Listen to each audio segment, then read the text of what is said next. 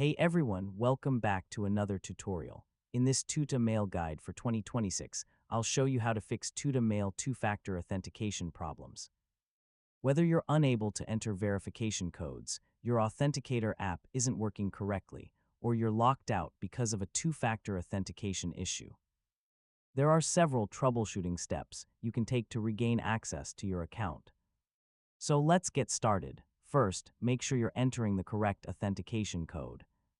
Two-factor authentication codes are time-sensitive and expire quickly, so even a short delay can cause a valid code to be rejected.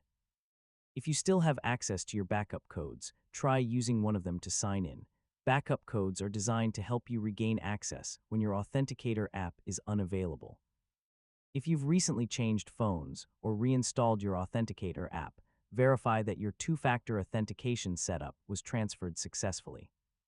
Missing authentication data is a common cause of login problems, and that's how to fix Tuta Mail two-factor authentication problems.